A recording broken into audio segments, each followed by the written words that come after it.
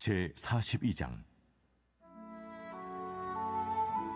욥이 여호와께 대답하여 이르되 주께서는 못하실 일이 없사오며 무슨 계획이든지 못 이루실 것이 없는 줄 아오니 무지한 말로 이치를 가리는 자가 누구니까. 나는 깨닫지도 못한 일을 말하였고 스스로 알 수도 없고 헤아리기도 어려운 일을 말하였나이다.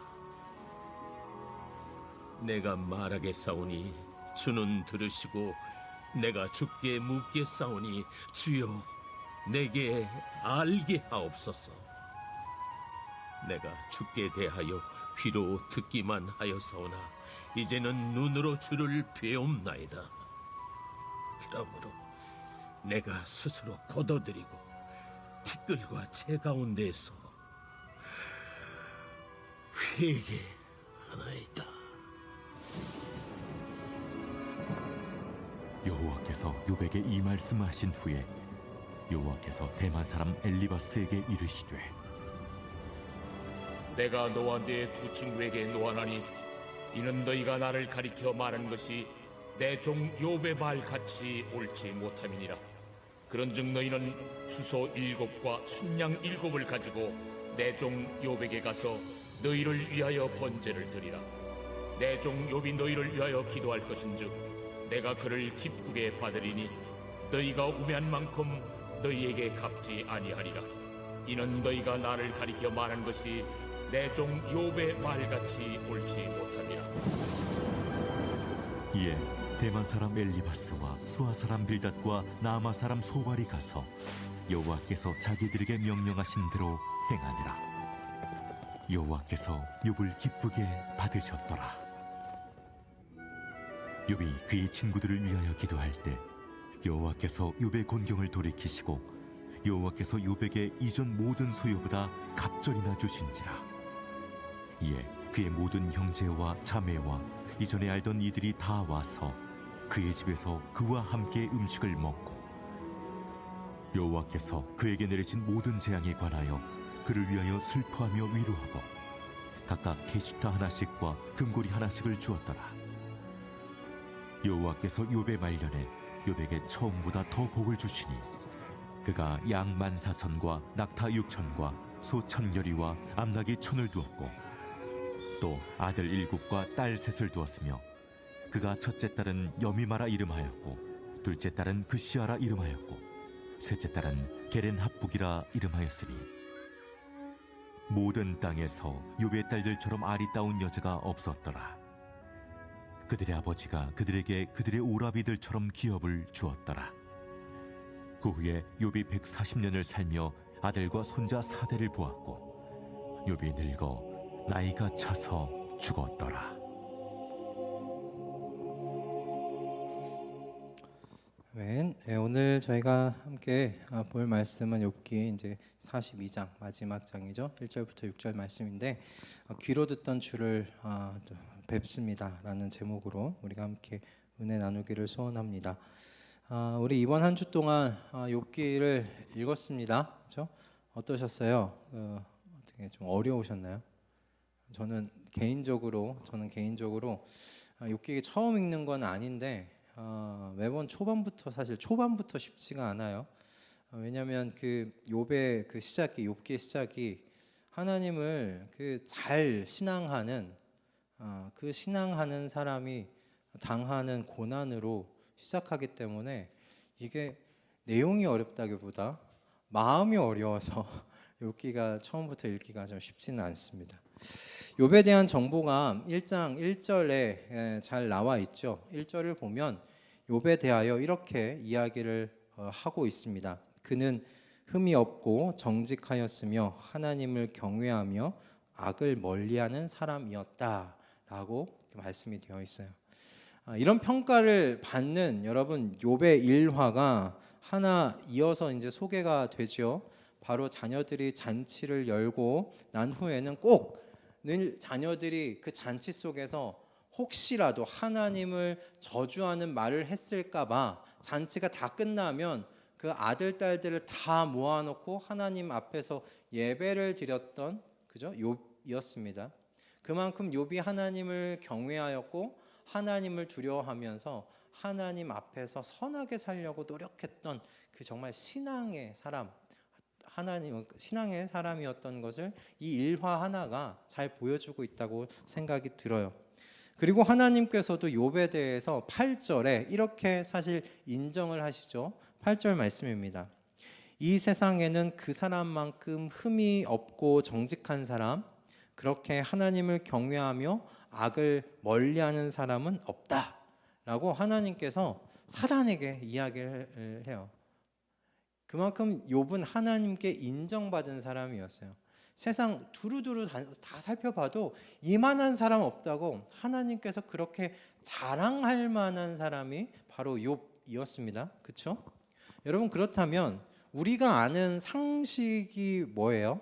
하나님 말씀대로 살고 하나님께서 가라는 그 길 따라 좌우로 흔들리지 않고 그 길을 곧장 따라 나아가는 사람, 하나님을 경외하고 혹시라도 내 자녀가 하나님 앞에 죄 지었을까 봐 겁이 나 바로 그날 다 모아놓고 하나님께 번제를 드리는, 그 예배 드리는 사람, 그런 사람의 삶에 대해서 여러분 상식적으로 가지는 것이 무엇입니까? 하나님께서 복 주셔야 되지 않겠나라는 것이 우리가 갖고 있는 상식 아닙니까? 하나님을 경외하고 악을 그렇게 멀리하면서 사는 사람인데 하나님의 축복 속에서 평안히 살아야지, 그 평안을 누리면서 살아야지 하는 것이 우리가 가지는 좀 일반적인 상식이잖아요. 그렇지 않나요? 저는 그런 상식을 갖고 있었어요. 그렇게 욥기를 읽었습니다. 그리고 그 앞에 우리가 계속 구약에서 이야기하는 복과 저주의 내용을 보면 하나님께서 말씀하신 율법과 율례를 따라 살면 하나님께서 복 주시겠다고 계속 말씀해 오셨잖아요. 우리의 근데 이런 상식이 사실 1장에서부터 깨지는 것이죠. 1장에서 천상에서 있었던 회의를 우리에게 욥기의 저자가 보여줍니다. 하나님께서 보좌에 앉으시고 하나님의 아들들이라고 불리는 천사들이 양옆에 도열해 있는 그런 장면을 그려주고 있어요. 그런데 신기한 건 뭐냐면 그 천사들, 하나님의 아들들이라고 불리는 그 천사들이 도열해 있는 곳에 사탄도 껴 있다는 것이죠. 그죠? 여러분 읽으신 거 기억나고 계신 거죠? 네. 사탄이 그 안에 도열해 있다는, 사탄이 있다는 것을 보게 돼요. 이 사탄이 욥에 대한 하나님의 말씀을 듣자 뭐라고 이야기합니까? 욥이 아무것도 바라는 것 없이 하나님을 경외하는 것이겠습니까? 라고 사탄이 하나님께 반문을 해요. 사탄의 이 말이 무엇을 의미합니까? 욥이 하나님을 경외하고 악을 멀리하는 이유가 뭐 때문이라는 거예요? 하나님께 복 받으려고 하는 거 아닙니까? 하나님께서 이미 또 그에게 복을 주셨기 때문에 그가 하나님을 경외하고 그렇게 하나님께 예배드리는 자가 아닙니까? 한번 그 복 거두어가 보십시오, 하나님. 그러면 분명히 욥이 그 입술을 벌려서 하나님을 저주할 겁니다. 그러자 하나님께서 사탄의 말에 어떻게 하세요? 응하세요. 그래? 그럼 그렇게 한번 해봐라. 사탄에게 욥에 가진 모든 것을 사탄의 손에 맡깁니다. 다만 하나님께서 사탄에게 이야기를 하죠. 욥의 몸은 손대지 마라. 하지만 욥이 가지고 있는 소유는 다 너한테 맡긴다 말씀하세요. 그 후에 일어난 일들 여러분 다 아시는 내용들입니다. 정말 하루아침에 진짜 어떻게 그럴 수 있을까 싶을 정도로 하루아침에 이 욥이 가지고 있던 모든 소유를 잃어버립니다. 여러분 소유만 잃은 것이 아니죠. 그에게 있던 7 아들과 3 딸을 또한 하루아침에 잃어버립니다. 그런데 그럼에도 불구하고 욥이 하나님을 저주하지 않아요. 오히려 욥기 1장 21절을 말씀해서 욥은 이렇게 하나님께 고백하죠. 함께 읽겠습니다. 자, 시작. 모태에서 빈손으로 태어났으니 죽을 때에도 빈손으로 돌아갈 것입니다. 주신 분도 주님이십니다. 가져가신 분도 주님이시니 주님의 이름을 찬양할 뿐입니다. 오히려 욥이 하나님을 찬양하는 모습을 보여주고 있어요.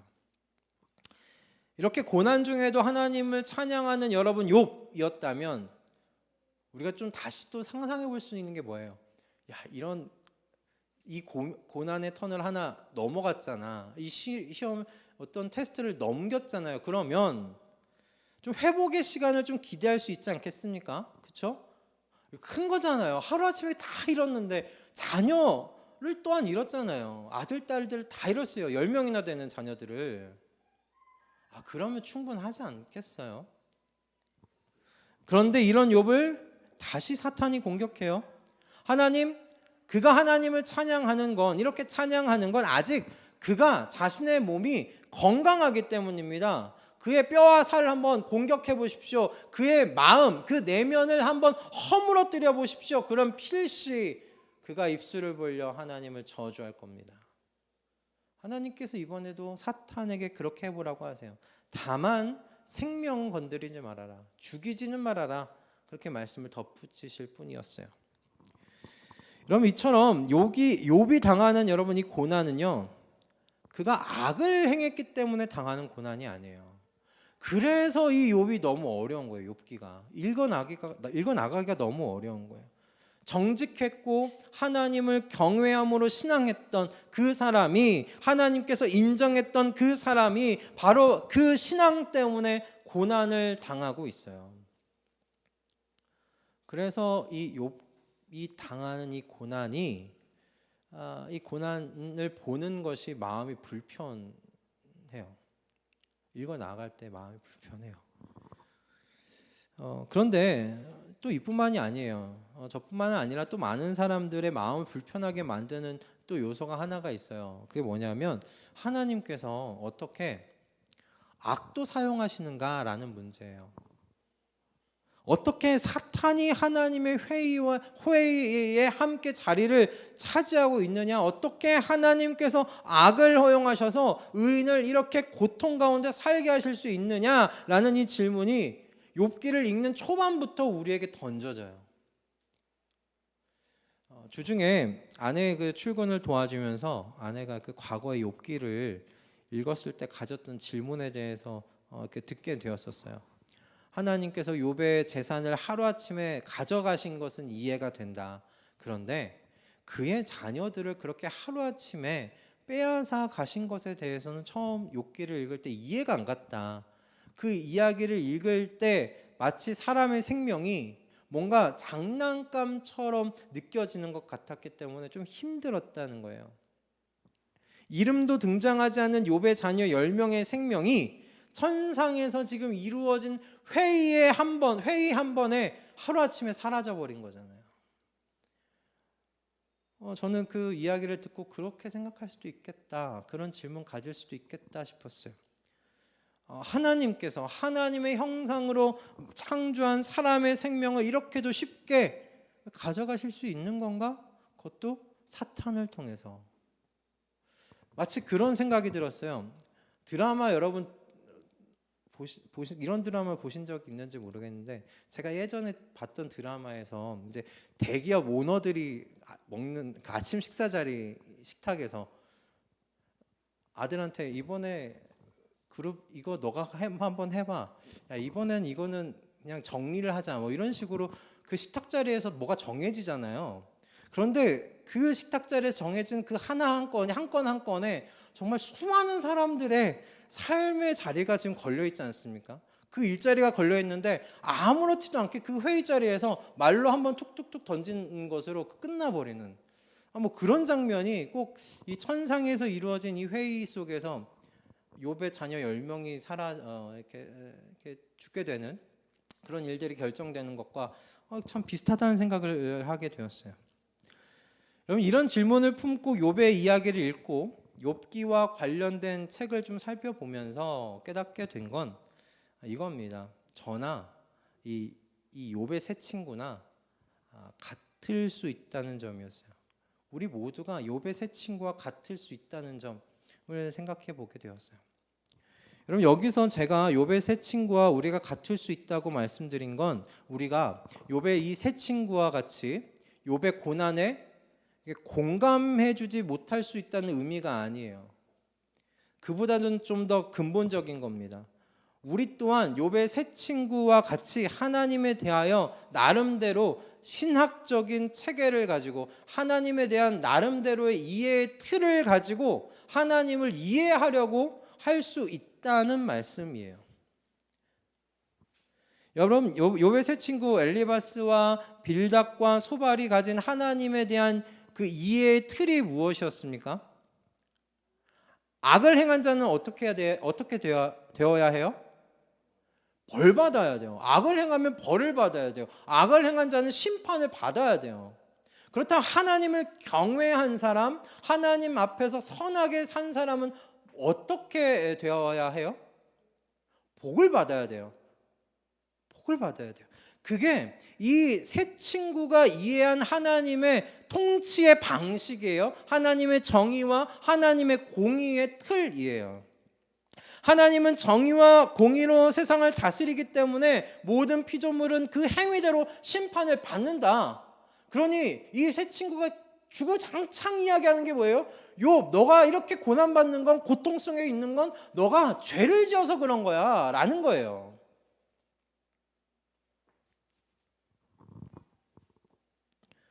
정의와 공의로 세상을 심판하신 하나님께서 욥, 너가 선한데도 불구하고 이런 고통을 허락하실 리가 없어.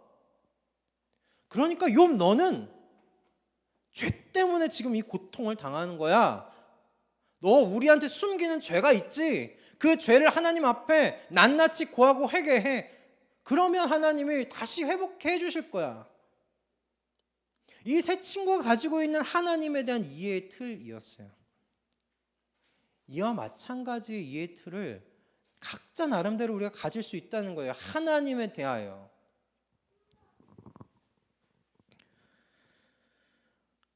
우리 이웃에게 우리도 비슷한 그런 틀을 좀 가지고 있지 않습니까? 우리 입 바깥으로는 내뱉지 않는데 스쳐 지나가는 생각 속에서 이런 생각들을 가질 때가 있어요. 간혹 우리 이웃에게 뭔가 좋지 않은 일이 반복적으로 생기게 되면 혹시 저 사람 뭔가 지은 죄가 있나? 라는 생각이 은연중에 스쳐 지나가지 않으세요?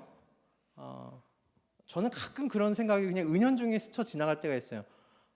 그냥 스쳐 지나가요. 그냥 얼핏 지나가면서라도 우리 마음속에 그게 생긴다는 건 우리가 그런 어떤 이해의 틀을 가지고 있다는 것이라고 생각이 듭니다.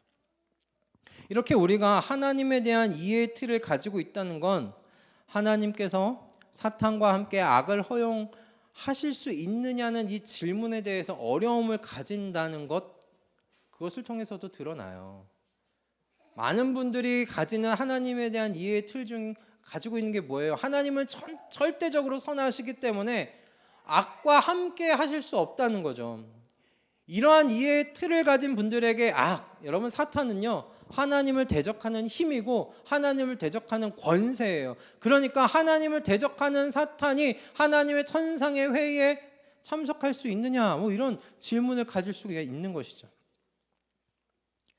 그런데 욥기는 우리에게 이와 같은 하나님에 대한 이해의 틀을 깨버리세요. 여러분, 그런 의미에서 욥기는요 의인이 당하는 고난에 대해서 이야기해주는 그런 책이 아니에요. 욥기는 하나님에 대한 이해의 틀을 우리에게 새롭게 해주는 그런 책입니다. 욥은 죄가 없음에도 불구하고 고난을 당하고 있어요. 악을 대표하는 사탄은 하나님의 천상의 회의에 한 자리를 분명히 차지하고 있고 하나님은 사탄에게 분명히 임무를 내리세요. 이처럼 욥은 우리를 사실 혼란 속에 집어넣는 그런 이야기로 시작을 합니다. 여러분, 그렇다면 이 책을 읽어나가는 우리가 이렇게 당황스럽고 혼란스러운데 여러분, 당사자인 욥은 얼마나 혼란스러웠겠어요. 우린 독자잖아요. 독자니까 우린 1장에서부터 사실 유리한 고지에서 시작해요. 천상에서 회의가 있었네. 욥은 죄 때문에 고난당하는 게 아니네. 죄 때문에 고난당하는 게 아니잖아요. 사탄과 하나님 사이에서 있었던 일로 인하여서 지금 욥이 고통을 당하는 거잖아요. 그런데 욥은 알았어요? 몰랐어요. 욥은 몰랐어요. 왜 자기가 이와 같은 고난을 당해야 하는지 이해가 되지 않아요. 아마 이 가려운 이 피부를 기왓장으로 긁어내면서 곰곰이 생각했을 거예요. 왜 내가 이 고통을 당해야 하는 거지? 혹시 내가 모르는 무슨 죄가 있나? 긁으면서 생각하지 않았겠어요? 저라면 생각했을 것 같아요. 혹시 내가 무슨 죄가 있나? 내가 회개하지 못한 게 뭐가 있었나? 내가 잘못한 게 뭐가 있었나? 계속 곰곰이 생각해 봤을 것 같아요. 그런데 아무리 돌아봐도 난 죄가 없는 거예요. 이렇게 고난 당할 만한 죄를 하나님 앞에 지은 게 생각이 안 나요. 나의 죄 때문에 이 고난을 당한다는 것이 도무지 이해가 안 가는 게 욥입니다. 그래서 이후에 욥이 하나님 앞에 이제 이야기하기 시작하는 거예요. 하나님, 저는 무죄합니다. 나는 무죄합니다. 하나님께서 그러니 직접 나타나셔서 내가 받는 이 고통에 대해서 설명 좀 해주십시오, 하나님. 얼마나 답답했으면 욥이 하나님께 그렇게 부르짖겠습니까? 그리고 얼마나 답답했으면 욥이 하나님의 정의와 하나님의 공의 통치를 부정하는 자리까지 나아가잖아요. 제가 정의와 공의로 세상을 다스릴 수도 있겠습니다, 하나님. 그렇게 고백하는 자리까지 욥이 나아가는 것을 보게 됩니다. 여러분, 욥의 입장이라면 하나님 정말 정의로우시냐? 하나님 정말 공의로우시냐? 의심할 만할 것 같아요. 그 통치를 의심할 만할 것 같아요. 욥은 완전히 혼란 가운데 빠졌어요. 이 모든 혼란을 잠재우시는 분이 여러분 하나님이시죠. 여러분 욥의 세 친구뿐만 아니라 사실 엘리후도 옳은 이야기를 했지만 엘리후로 인하여 욥이 가지고 있는 혼란이 잠재워지지는 않았어요. 하나님께서 직접 나타나셔서 하나님을 드러내셨고 그것으로 인해서 모든 혼란이 잠재워져요. 그런데 그렇게 혼란을 잠재우시는 하나님의 여러분 방식이 욥기를 보면 참 거치시죠. 하나님께서 욥에게 일어난 일을 해명하지 않으세요. 그렇죠? 해명하지 않으세요.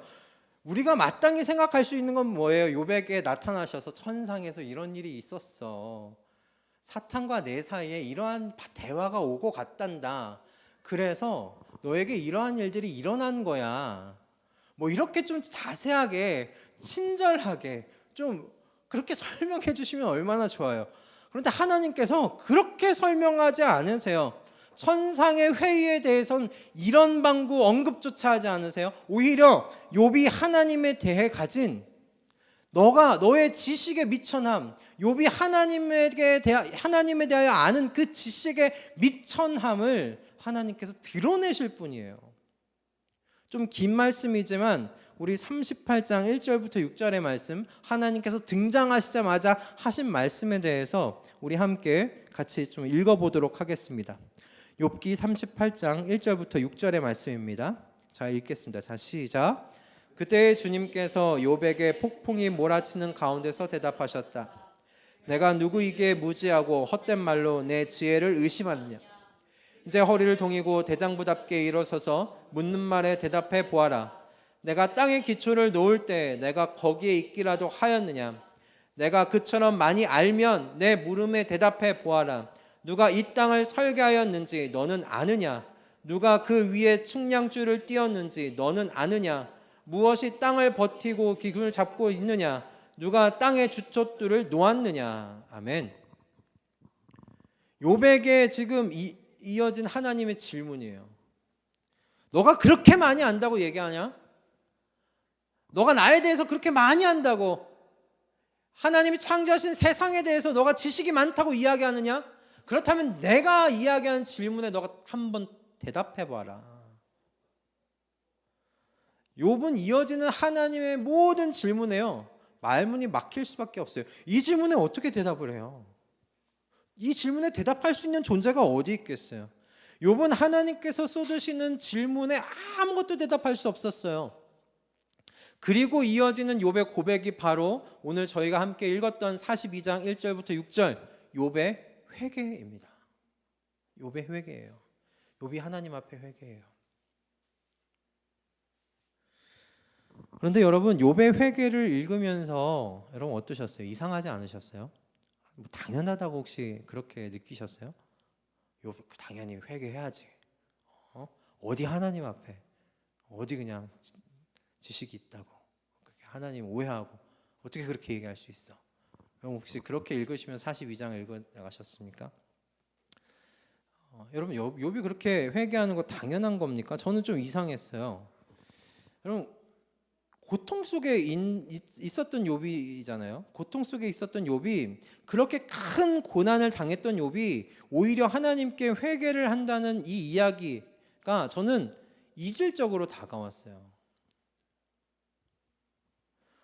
오히려 억울함이 풀리는 시원함이 있어야 하는 것인데 지금 이 욥이 자신의 그동안의 억울함이 있을 거 아니에요. 그 억울함이 풀리는 어떤 그 통쾌함, 그 시원함 그런 것이 있어야 할 것인데 지금 욥이 어떻게 이야기하면 자기가 티끌과 잿더미 위에서 그러니까 아직 고난을 당하고 있는 그 중에 욥이 회개하고 있는 거예요.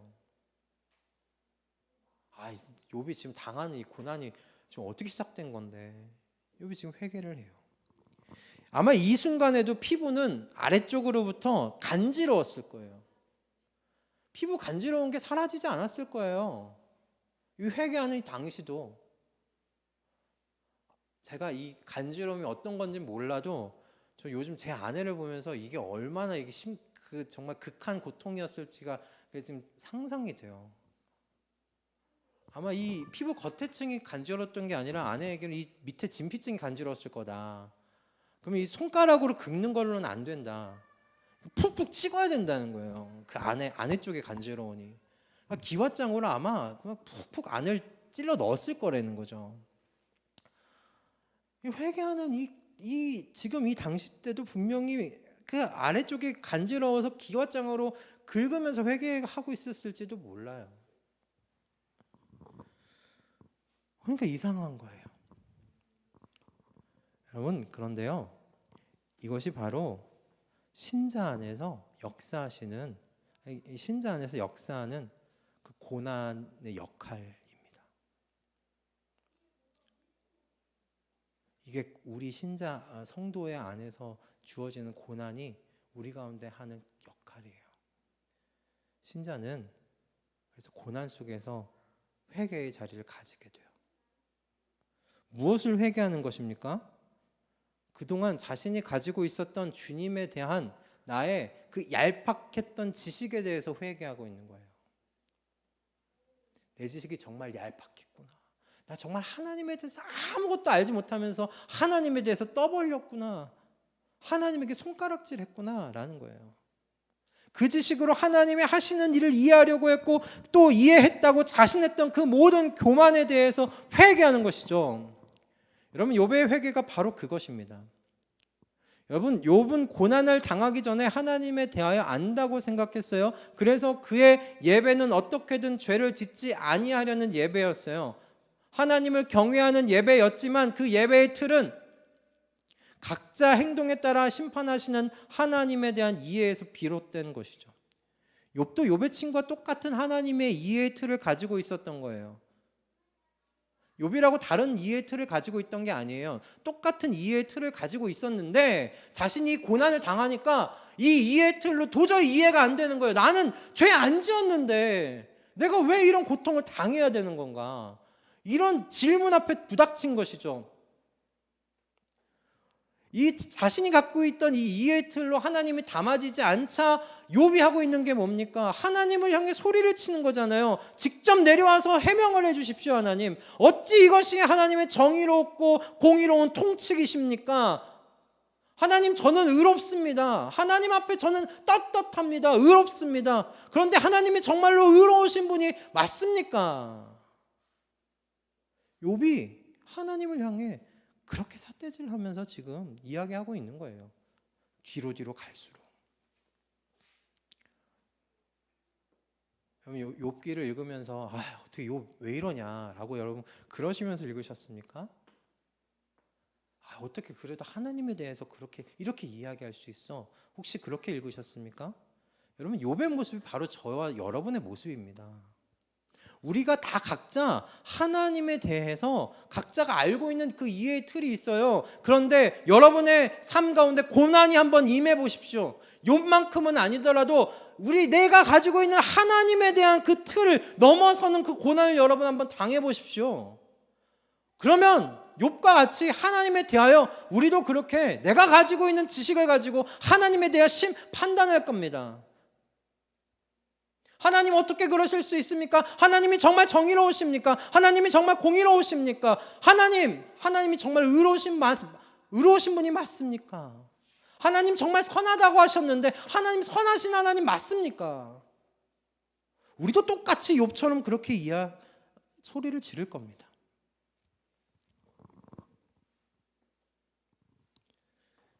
바로 여기에 고난의 목적을 우리가 한 가지 배우게 되는 거예요. 우리는 이 고난을 통해서 그동안 내가 귀로 듣던 그 하나님을 직접 뵙게 되는 겁니다. 귀로 들었다는 것이 무엇입니까? 이 욥이 그동안 자신이 듣고 이해했던 그 하나님의 그 틀을 가지고 있었다는 거예요. 내가 공부하면서 내가 책을 보면서 많은 사람들 교회에서 오랫동안 생활하면서 내가 가지고 있었던 그 하나님에 대한 그 틀, 하나님은 이러이러 하셔야지 라는 그 틀, 그게 귀로만 들어왔던 것이에요. 그런데 고난을 통해서 욥이 고백하는 게 무엇인가? 내가 주님을 배웠습니다. 이제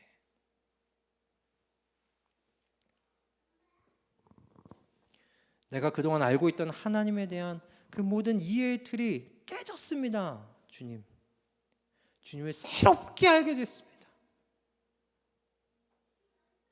지금 그 고백을 하고 있는 것이죠. 욥은 그동안 자신이 가지고 있었던 그 하나님에 대한 이해를 귀로 들었던 그 하나님이라고 지금 고백하고 있는 겁니다. 그리고 이제 그런 하나님의 이해를 벗어나서 하나님은 도저히 사람의 이해의 틀로 담을 수 없으신 분이군요.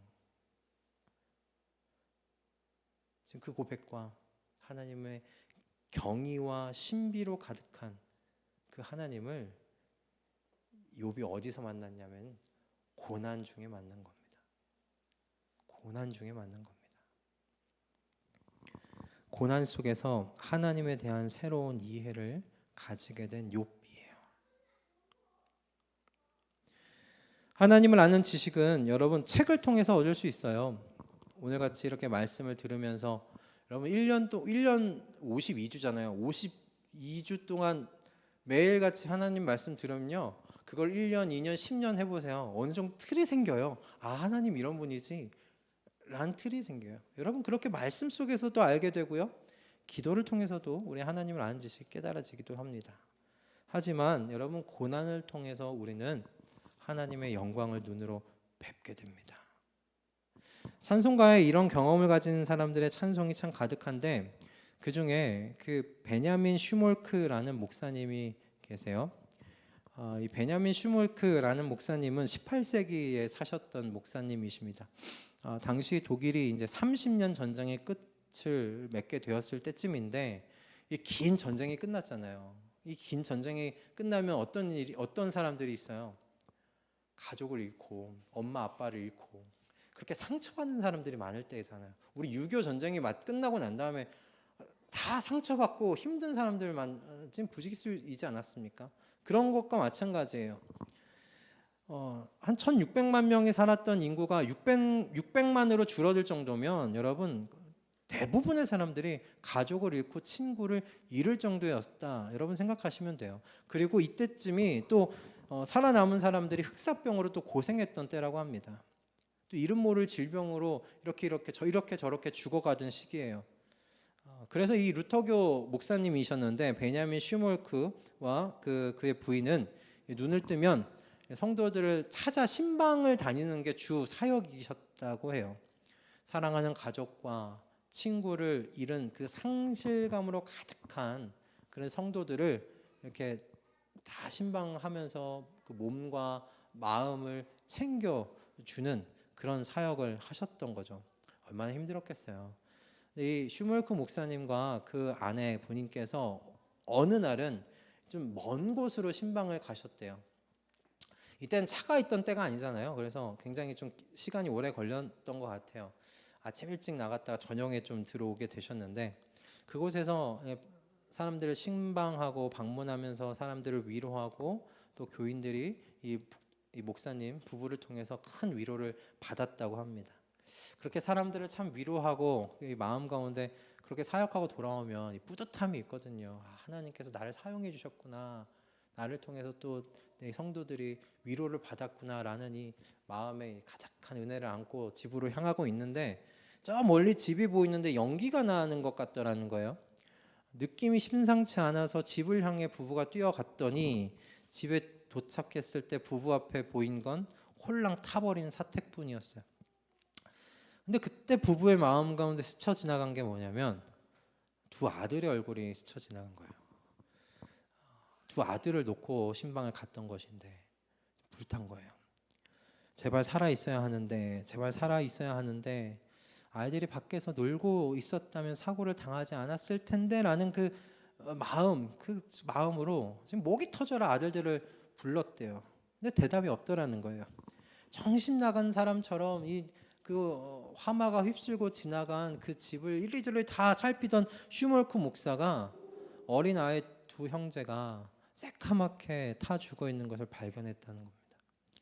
슈멀크 부인은 그 자리에서 정신을 잃고 쓰러졌고, 슈멀크 목사는 땅에 주저앉아서 하나님을 원망했더래요. 어찌 이렇게 하실 수 있단 말입니까? 하나님, 제가 신방 가지 않았더라면 아들을 살릴 수 있었을 텐데요. 신방을 가지만 않았더라면 하나님의 성도를 위로하러 간 내게 하나님께서 어떻게 이러실 수 있으십니까? 슈물크 이 목사님이 하나님께 이루 말할 수 없는 충격을 받고 그렇게 기도했더래요. 그래서 서로 부부가 서로 바라보면서 하염없이 눈물을 흘리는데, 그러던 중에 슈물크 목사님에게 죽음을 앞두시고 땀방울을 핏방울처럼 흘리셨던, 그렇게 흘리시며 기도했던 예수님의 모습이 떠오르셨대요. 그리고 이 한 말씀이 그 가슴에 이렇게 울렸는데, 그러나 나의 원대로 마옵시고 아버지 원대로 하옵소서, 그렇게 기도하셨던 예수님의 음성이 그 마음 가운데 울리시더라는 거예요. 예수님의 말씀이 계속 슈물크 목사님의 마음 가운데 맴돌았고요. 비통함이 슈물크 목사의 부부를 짓누르긴 했지만, 아무 죄도 없으신 예수님께서 죄인들 때문에 당하신 온갖 이 모욕과 십자가의 고통을 생각하니 더 이상 하나님께 어찌 이러실 수 있느냐고 그렇게 말할 수 없었다는 거예요. 그리고 슈물크 목사님이 이렇게 회개했다고 합니다. 하나님, 이 죄인을 용서하십시오. 교만한 저를 용서해 주십시오. 약한 저를 도움으로써 의롭게 되었다고, 약한 자를 도움으로써 제가 의롭게 되었다고 착각한 저를 용서해 주십시오. 제가 의롭지가 않았습니다. 이제 무엇이든지 주의 뜻대로 행하여 주시옵소서. 주의 뜻대로 행하시옵소서. 이렇게 슈물크 목사님이 고난 속에서 새로운 신앙의 영역으로 들어가신 거예요. 그가 이렇게 하나님께 울부짖으면서 기도하는 중에 영감을 받아 쓴 찬송이 여러분 다들 잘 아시는 찬송이에요. 내 주여 뜻대로 라는 찬송이에요. 내 주여 뜻대로 행하시옵소서. 온 몸과 영혼을 다 주께 드리니, 이 세상 고락한 주 인도하시고 날 주관하셔서 뜻대로 하소서. 주님의 뜻대로 해달라는 이 고백이 여러분 그냥 나온 고백이 아니에요. 슈몰트 목사님께서 두 아들을 잃고 하나님 앞에 그 고난 속에서 간구하면서 하나님을 깊이 다른 차원에서 만날 때 고백하게 된 고백이에요. 주님 뜻대로 제 인생을 일구어 가주십시오. 3절의 가사가 이렇지요. 내 모든 일을 다 주께 맡기고 저 천성 향하여 고요히 가리니 살든지 죽든지 뜻대로 하소서. 슈몰트 목사님은 두 아들을 화마에 하루아침에 잃는 고난 속에서 성부 하나님의 뜻을 따라 죽음의 자리 가운데로 묵묵히 나아가시는 성자 하나님, 하나님의 아들, 그분을 깊이 체험한 겁니다. 슈몰크 목사님은 그래서 그 전과는 완전히 다른 하나님의 이해를 가지시게 되었어요. 그 결과 어떤 고백을 하게 되었는가? 주님, 내 주님, 주님의 뜻대로 하옵소서. 주님의 뜻대로 하옵소서. 나의 주 예수 그리스도께서 아버지의 뜻을 따라 십자가 위에 자신을 남김없이 다 드렸다면 주님, 저도 그렇게 주님의 뒤를 따르겠다는 이 슈몰트 목사님의 고백 아니겠습니까? 그러니 이제 주님, 나도 살든지 죽든지 주님의 뜻대로 하옵소서. 이것이 슈몰트 목사님의 그 고난 속에 피어난 고백입니다. 슈몰트 목사님도 바로 고난 속에서 그동안 귀로만 들었던 하나님을 눈으로 이렇게 배웠던 것이죠. 말씀을 마치려고 합니다. 여러분, 하나님을 잘 신앙하기 때문에 당하는 고난이 분명히 있습니다.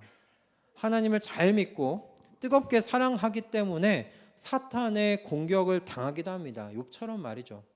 그러나 여러분, 무한히 선하시며 온 우주에 유일하게 완전히 정의로우시고 공의로우신 하나님께서 그 고난을 허락하셨다면 그곳에는 우리의 지혜로는 알 수 없는 하나님의 뜻이 숨겨져 있음을 여러분 믿으실 수 있기를 바랍니다. 그러니 우리 그 고난 중에 하나님께 부르짖으십시다. 고난 가운데 숨겨두신 하나님의 뜻이 무엇인지를 깨닫게 해주시기를 간절히 고난 가운데서 함께 기도하십시다.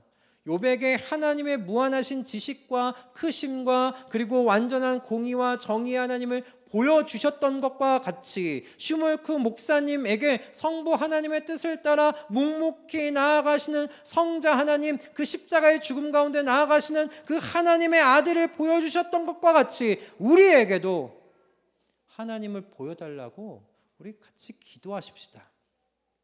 하나님께서 우리의 하나님에 대한 이해의 그 틀을 깨어버리시고 경의와 신비로 가득한 하나님에 대해 더 깊이 뵙고 알 수 있도록 인도해 주실 것을 믿습니다. 아멘. 여러분, 그렇게 하나님께서 우리에게 주신 것을 좀 살펴보시면서 하나님과 함께 동행하셨으면 좋겠고, 우리 마지막으로 제가 설교를 욥기를 이해하는데 좀 많이 도움을 받았던 것이 그 크리스토퍼 애쉬의 그 욥기라는 주석의 한 단락인데, 이 단락을 우리 함께 좀 읽어보고 오늘 설교를 마치도록 하겠습니다. 우리 함께 좀 읽어보도록 하겠습니다. 시작. 결국에는 끝이 온다. 평범한 그리스도인의 삶의 전투요 기다림이며 하나님께 사랑받고 하나님의 손에 낮아지며 하나님께 의롭다함을 받는 것인데 이 모든 것이 지금 여기서 이루어진다. 그러나 평범한 그리스도인의 삶은 마지막에 복을 받길 기대하는 것이다. 우리는 자주 지금 복을 받는다. 하나님은 지금 여기서 온갖 복을 자유롭게 쏟아부어 주신다. 그러나 우리가 지금 받는 복은 마지막에 쏟아부어 주실 복의 아주 작은 맛보기에 지나지 않는다. 아멘. 여러분, 여러분 우리의 고난이 끝이 있다는 사실을 여러분 다시 한번 이것을 좀 기억했으면 좋겠습니다. 고난에는 끝이 있습니다. 고난 속에서 하나님께서 완벽하게 주실 그 은혜의 때를, 하나님께서 주실 그 새하늘과 새 땅에 대한 그 완벽한 마지막을 여러분 기대하시면서 우리 고난의 마지막에 끝이 있다는 사실을 보면서 우리가 함께 걸어 나아가실 수 있기를 바랍니다.